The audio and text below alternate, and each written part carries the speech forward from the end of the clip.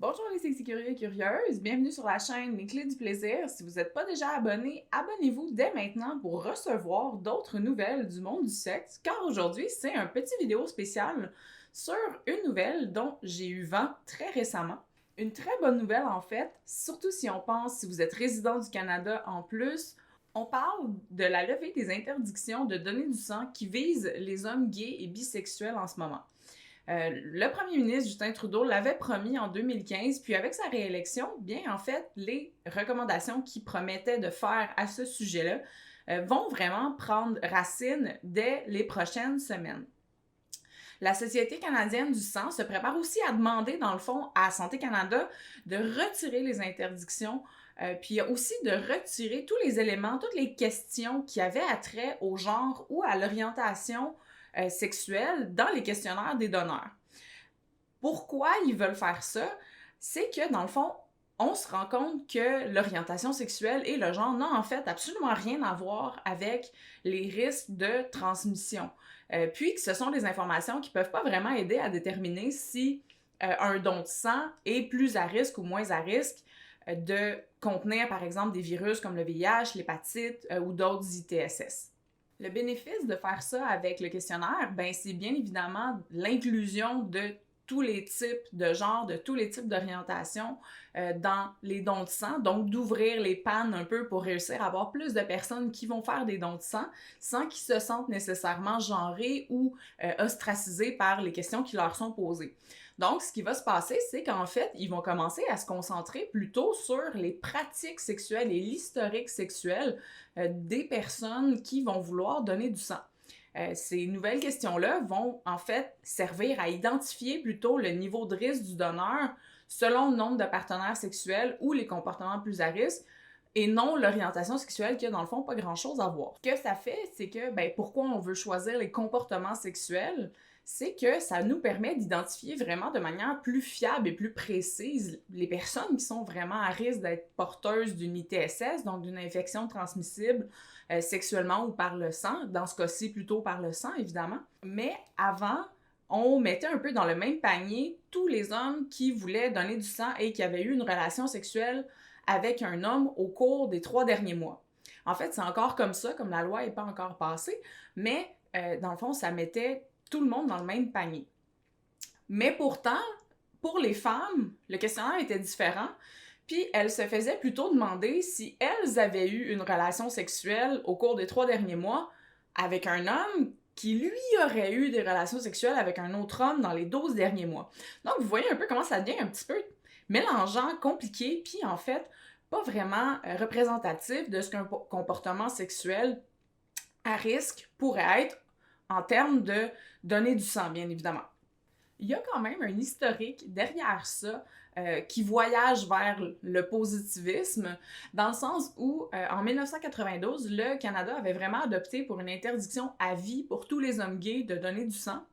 Heureusement, en 2013, ils ont commencé à alléger ces restrictions-là. Donc, les hommes pouvaient donner du sang s'ils s'étaient abstenus d'avoir une relation sexuelle avec un autre homme pendant au moins 5 ans. Ensuite, on a descendu ça à 1 an, puis à 3 mois en 2019.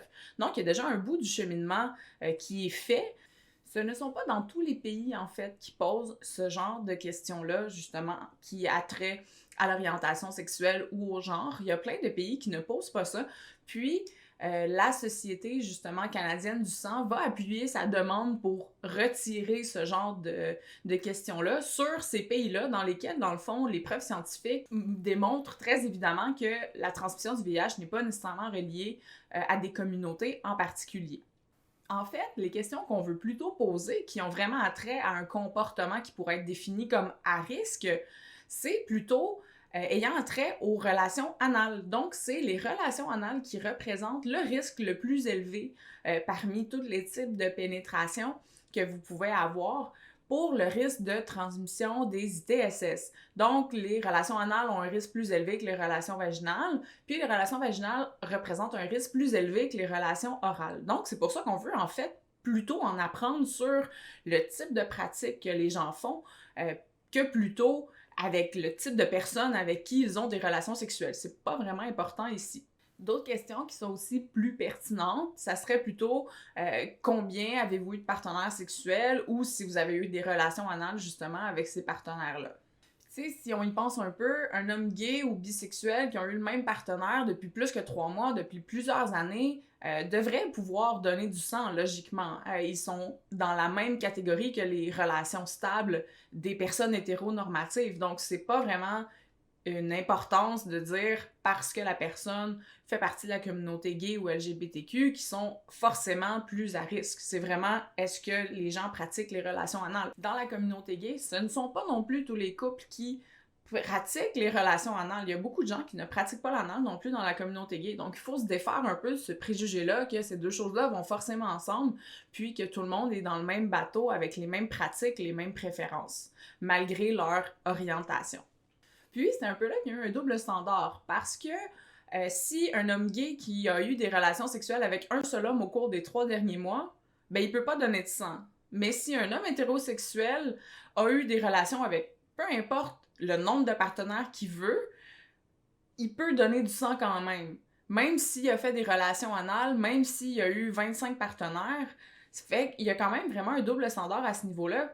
Puis changer les questions, ben, vont permettre bien évidemment d'enlever ce biais-là qui est en ce moment dans les interdictions ou dans les filtres que les banques de sang utilisent pour filtrer les demandes ou filtrer les dons avant de faire les prises de sang. Le pourquoi il y a ces critères-là, par exemple, ça a quand même une importance, dans la mesure où apposer ces filtres-là sur les donations qui pourraient être plus à risque ou qui pourraient être jugées plus à risque, permet en fait aux banques de sang d'éviter de faire des tests, parce que tous les dons de sang sont testés. Puis, il y a 2 facteurs à ça. Ben, premièrement, aucun test est 100% fiable. Il y a toujours une marge d'erreur possible.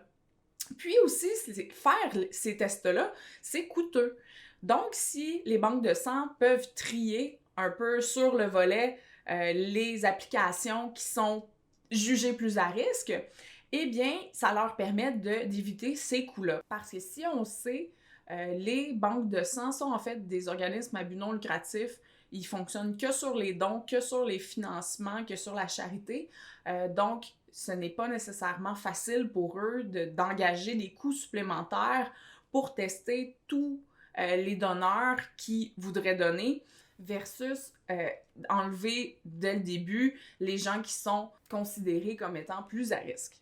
La seule chose dans le chemin de ces changements-là, c'est Santé Canada, qui sont eux qui régulent les pratiques entourant les dons de sang. De leur côté, bien évidemment, ils disent qu'ils ne pourront pas changer les règles s'ils n'ont pas vraiment des preuves scientifiques qui démontrent que le risque ne sera pas augmenté, donc que le risque d'avoir des dons avec possiblement du VIH ou d'autres ITSS n'est pas augmenté par l'allègement de ces interdictions-là ou de ces filtres-là. Je pense personnellement que le risque ne sera pas augmenté parce qu'il y a beaucoup de choses qui ont changé dans les 20 dernières années, puis même dans les 2 dernières années, si on compte le temps depuis le dernier allègement. C'est en fait qu'on a un renouveau envers la sexopositivité, un renouveau vers l'éducation sexuelle qui se fait en fait de plus en plus présente sur les réseaux sociaux, sur tout, qui devenait plus accessible en fait. Donc je pense que dans toutes les communautés, que ce soit la communauté hétéro, la communauté LGBTQ+, la communauté queer, name it, il y a vraiment une nouvelle approche en termes de la protection des ITSS, en termes justement des risques reliés au VIH. On en connaît beaucoup plus, puis on va être aussi, en général, les gens sont aussi beaucoup plus ouverts justement à comprendre puis à accepter ces risques-là versus les informations qui pouvaient être pas nécessairement 100% bien transmises ou seulement transmises au secondaire, puis on n'entend plus parler de toute notre vie ensuite. Donc, pour ces raisons-là, je pense que oui, on va pouvoir voir ça arriver, même si, tu sais, selon les gens qui font le dépôt de cette demande-là, ça peut prendre quand même plusieurs mois, jusqu'à 1 an, parce que c'est des processus légaux aussi, je crois. Légaux, mais au moins bureaucratiques. Donc, malheureusement, ça prend plus de temps. Mais c'est quelque chose que je veux voir arriver. Donc, si vous voulez soutenir ça, soutenez vos organismes qui sont pour ce projet-là. Allez les voir, que ce soit Réseau. Je suis sûre que Réseau va être très, très, très impliqué là-dedans. Sinon, montrez votre soutien à Santé Canada, aussi aux banques de sang, donc Emma Québec. Ce sont des endroits où vous pouvez envoyer des lettres, des courriels pour les encourager, puis aussi leur démontrer que c'est un projet qu'on veut voir arriver dans notre société.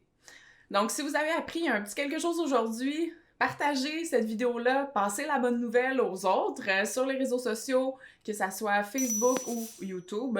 Ça me fait toujours plaisir. Si vous avez d'autres questions, vous pouvez aussi m'écrire à catherinesexcoach.com. Le lien est dans la description en bas ou dans les commentaires. Ça va me faire plaisir de répondre aussi.